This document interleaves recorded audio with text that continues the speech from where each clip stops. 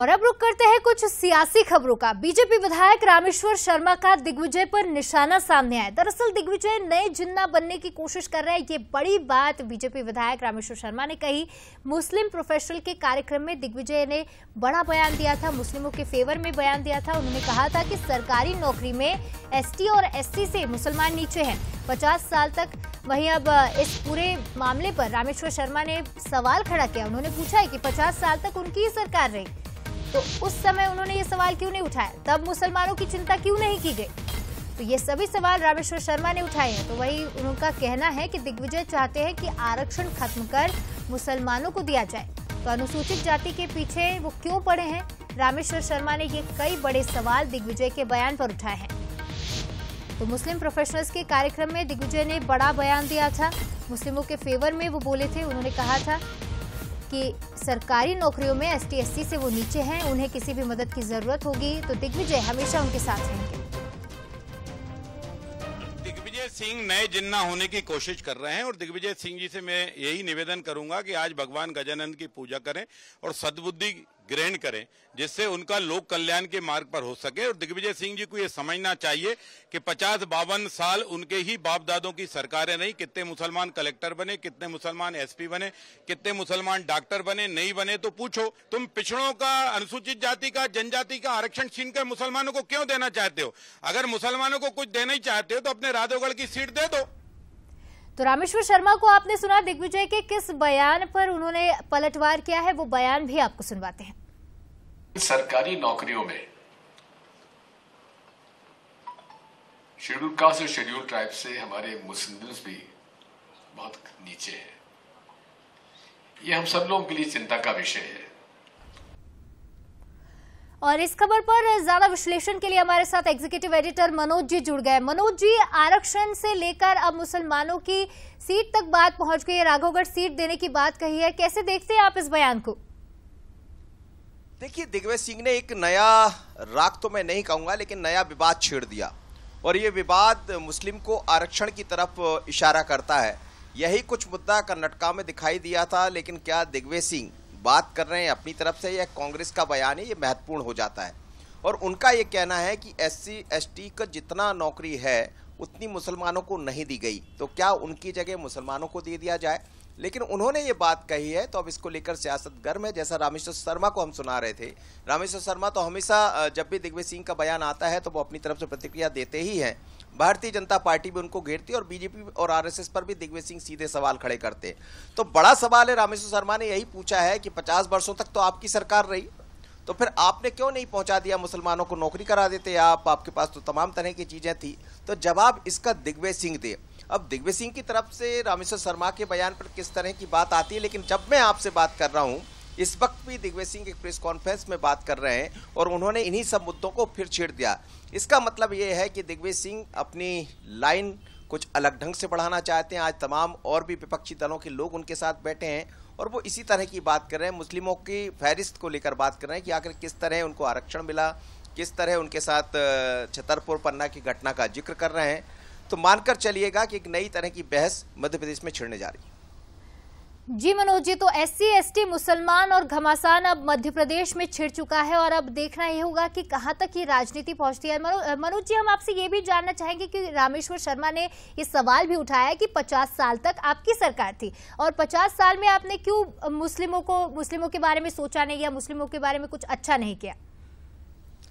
वही मैं आपसे बात कह रहा था, रामेश्वर शर्मा का यही सबसे बड़ा सवाल है, लेकिन इस सवाल का जवाब तो कांग्रेस को देना पड़ेगा, दिग्विजय सिंह जी को देना पड़ेगा।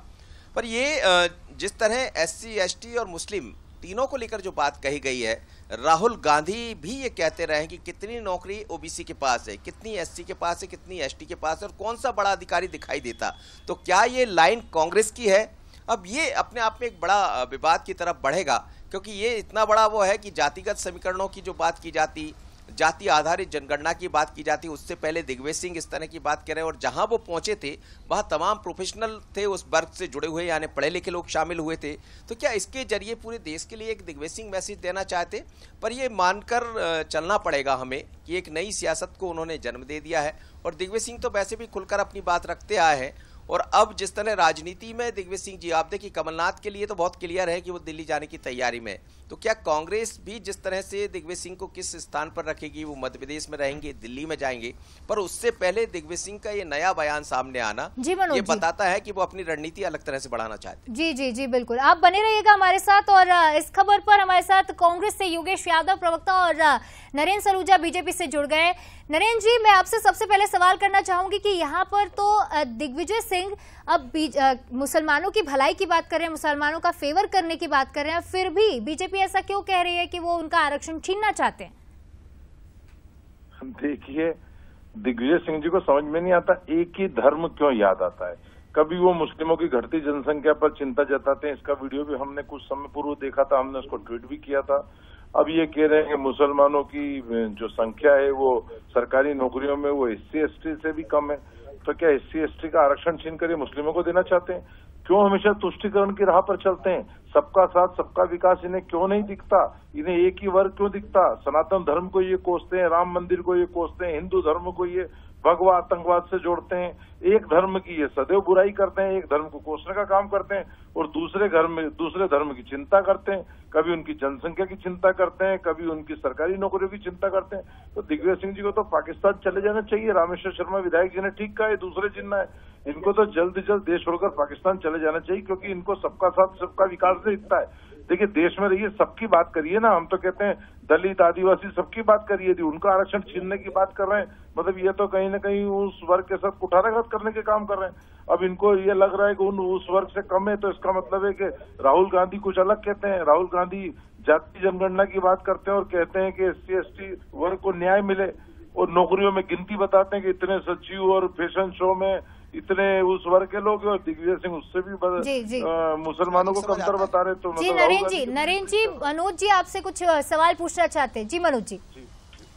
नरेंद्र सलूजा जी, मैं ये समझना चाह रहा था, आखिर दिग्विजय सिंह का ये बयान ऐसे दौर में आया है जब जाति जनगणना की बात होती है, और दिग्विजय सिंह जो कह रहे हैं SC ST जैसी नौकरी भी नहीं है मुसलमानों के पास, तो इसके पीछे आप रणनीति क्या देखना चाहते हैं?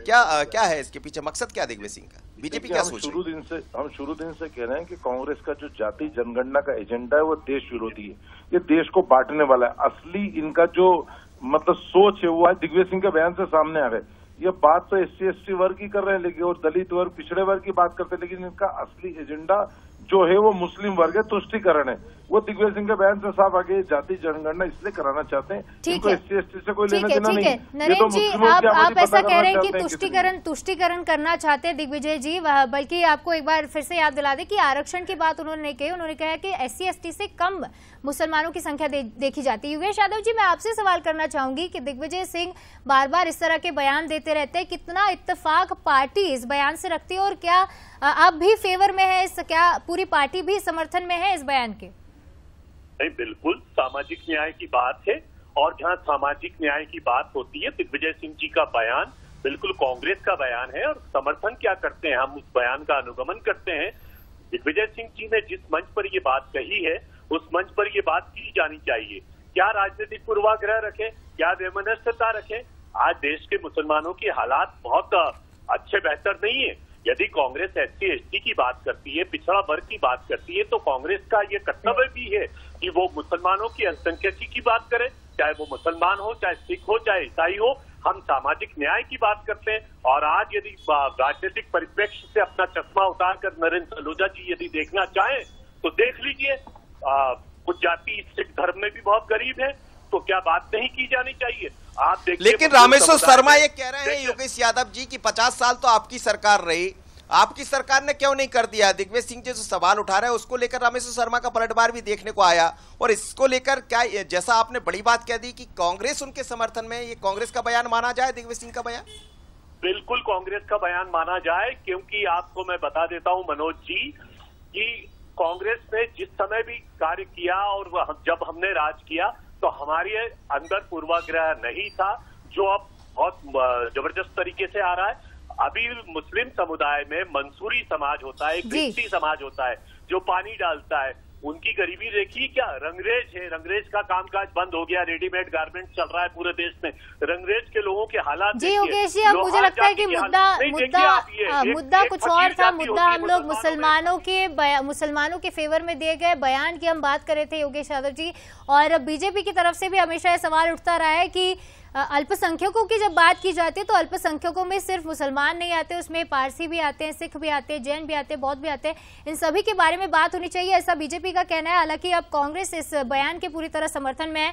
फिलहाल इस पूरी खबर पर तमाम जानकारी और विश्लेषण के लिए आप लोग हमारे साथ जुड़े। नरेंद्र सलूजा जी बीजेपी से हमारे साथ थे, योगेश यादव जी कांग्रेस से हमारे साथ जुड़े थे, साथ ही एग्जीक्यूटिव एडिटर मनोज सैनी जी हमारे साथ इस खबर पर पूरी तरह विश्लेषण के लिए हमारे साथ जुड़े। उसके लिए आप तीनों का ही बहुत बहुत शुक्रिया। फिलहाल यहाँ वक्त चला एक छोटे